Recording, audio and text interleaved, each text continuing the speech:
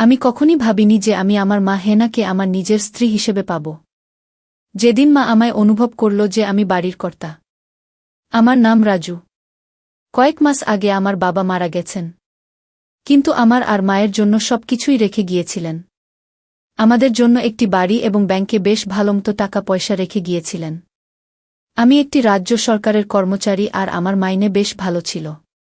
ঘরের কাজ করতে আমার একদমই ভালো লাগত না আর আমার জীবন অফিস আর পাড়ায় আড্ডা মেরেই কেটে যেত। আমি কখনই বাড়ি নিয়ে মাথা ঘামাই না। আমার বাবা বাড়ির বাইরের কাজকর্ম দেখত আর মা বাড়ির ভিতরের দায়িত্ব নিত। তাই আমি কোনো চাপ ছাড়াই জীবন যাপন করছিলাম। কিন্তু যেদিন আমার বাবা আমাদের ছেড়ে চলে গেলেন, তখন আমি বুঝতে করি যে মাকে সমস্ত কাজ করতে হয়। মা কিছু না বলেই প্রায় 1 মাসের উপর সব দিক সামলাচ্ছিল এবং কখনো অভিযোগ করেনি। কিন্তু একদিন মা আমার উপর অনেক চেঁচিয়েছিল। মা আমার উপর রেগে বলেছিল, তুই একটা দায়িত্বজ্ঞানহীন ছেলে। তোর বাবার অবর্তমানে তুই বাড়ির কর্তা। তাই তোকে পরিবারের সমস্ত কাজকর্মের দায়িত্ব নেওয়া উচিত। মায়ের জন্য আমার খারাপ লাগল এবং তখন থেকে আমি বাড়ির সব কাজকর্ম করতে শুরু করলাম। আর মাকে সবভাবে সাহায্য করতে লাগলাম। আমি বাড়ির বাইরের সমস্ত কাজ করতে লাগলাম। এবং মা আর কখনো অভিযোগ করেনি। মা খুব খুশি হয়েছিল। প্রতিটি জিনিস ভালো চলছিল যতক্ষণ না বুঝলাম মাও একজন মহিলা। আমার এখনও সেই দিনটি মনে আছে। আমি কাজ থেকে তাড়াতাড়ি এসেছি এবং যেহেতু মা আমার জন্য দরজা খোলেনি, আমি আমার চাবিটি দিয়ে দরজা খুলে বাড়ি ঢুকলাম। বাথরুম থেকে শাওয়ারের আওয়াজ আসছে। আমি আমার সমস্ত জিনিসপত্র রাখার জন্য আমার ঘরে গেলাম। কিছুক্ষণ পরে শাওয়ারের আওয়াজ থামল এবং বুঝলাম মা তার ঘরে ঢুকল। আমি আমার ঘর থেকে বেরিয়ে মায়ের ঘরের দিকে যাচ্ছিলাম। মায়ের ঘরের দরজায় গিয়ে দেখলাম যে দরজাটি ঠিকভাবে বন্ধ করা হয়নি। দরজার ফাঁক দিয়ে ঘরের ভেতর তা দেখা যাচ্ছিল। মা একসেট হয়ে দাঁড়িয়ে আছে। সদ্য স্নান করার জন্য মায়ের মাথার চুল ভিজে ছিল আর সারা গায়ে জলের ফোঁটা লেগেছিল। দেখে আমার জ্ঞান হারাবার অবস্থা। মায়ের নজরে আসার আগে আমি একটু জোরে মা বলে ডেকে নিলাম। মা সঙ্গে সঙ্গে গুছিয়ে নিয়ে দরজা খুলে জিজ্ঞেস করল, রাজু, কখন এলি তুই? আমি তো বুঝতেই পারিনি। আমি বললাম, এই কিছুক্ষণ আগে এসেছি। সব বাজার রান্না ঘরে রেখে দিয়েছি। তারপর আমি আর মা কিছুক্ষণ স্বাভাবিক কথাবার্তা বললাম। আমার মায়ের সেই দৃশ্যের পরে আমি আর নিজেকে ধরে রাখতে পারলাম না। এরপর থেকে আমি মাঝে মাঝেই মাকে একসেট অবস্থায় দেখতাম। মায়ের প্রতি দিন দিন আমার আকর্ষণ বাড়তে থাকে এবং আমি সব সময় মায়ের একসেট দেখার সুযোগ খুঁজতে শুরু করি। এমনকি আমি মায়ের সম্পর্কে চিন্তাভাবনা করা ও শুরু করেছি। মাঝে মাঝে মাকে চিন্তা করে শুরু করি। এই মুহূর্তে আমি বুঝতে পারি যে বাবা আমাকে বাড়ি এবং নগদ ছাড়া অন্য আরেকটা জিনিস রেখে গেছেন। সেটা হলো আমার মা এবং তার সুন্দর সমস্ত উত্তরাধিকার এর সেরা সম্পত্তি। এক রাতে আমরা টিভিতে একটি হিন্দি সিনেমা দেখছিলাম। এটি বিবাহবহির্ভূত সম্পর্কের স্বল্প বাজেটের সিনেমা ছিল। সিনেমাটায় অনেক দৃশ্য ছিল। যদিও পুরো দৃশ্য ছিল না, কিন্তু নায়িকার ডিপ কাট, নায়কের নায়িকাকে দৃশ্য বা নায়িকার দৃশ্যগুলো খুব ছিল। সিনেমাটা দেখতে দেখতে আমরা দুজনেই খুব হলাম। আমি দেখতে পাচ্ছিলাম যে মা খুব হয়ে ভারী শ্বাস নিচ্ছে।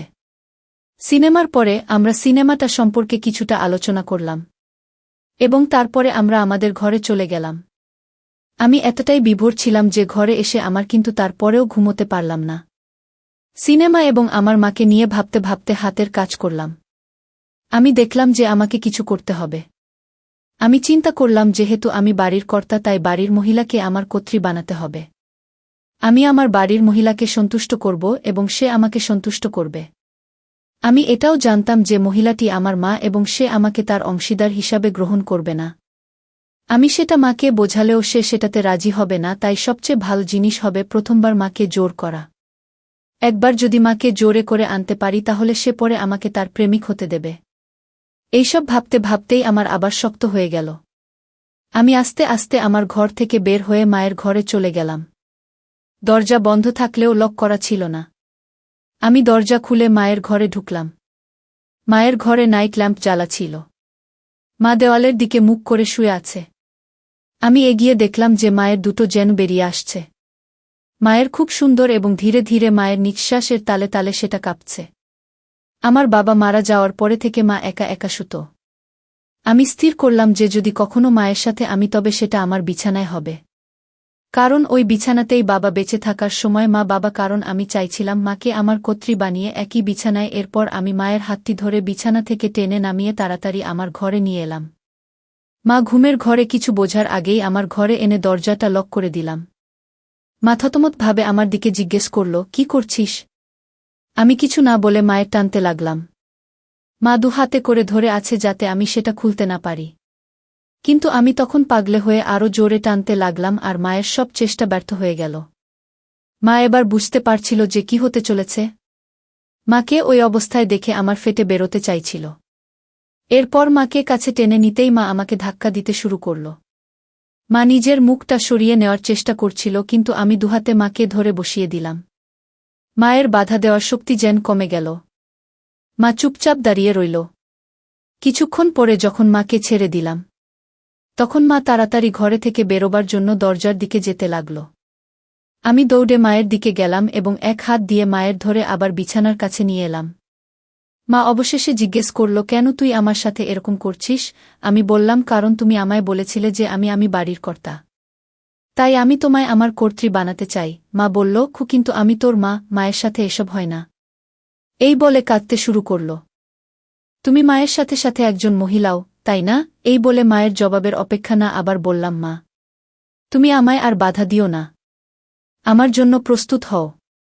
কাঁদতে কাঁদতে মা বিছানায় চিৎকার করে বলল, তুই কি চাস আমার থেকে? আমি কিছুই বললাম না, শুধু কাজ চালিয়ে গেলাম। মা কাঁদতে কাঁদতে বলল, এরকম করিস না, আমি তোর মা হই। আমি মায়ের মুখের দিকে তাকিয়ে বললাম, এবার থেকে তুমি আমার জীবন সঙ্গিনী ও হবে। পরের দিন সকালে যখন উঠলাম, মাকে বিছানায় দেখলাম না। আমি তখনও আমার বিছানা ছিলাম। আমার এখনও মেঝেতে রয়েছে, তবে আমার মায়ের চিহ্ন নেই।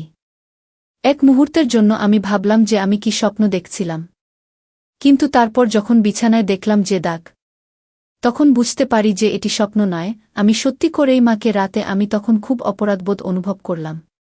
আমার ঘরের বাইরে হাঁটার মতো সাহস আমি পেলাম না। আমি যতক্ষণ পারলাম ঘরের মধ্যেই থাকলাম। এটা ভালো যে সেদিনটা রবিবার ছিল।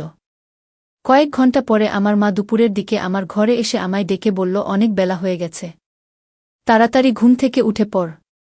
মায়ের ডাক শোনার পরে আমার মধ্যে কিছুটা আত্মবিশ্বাস ফিরে এলো।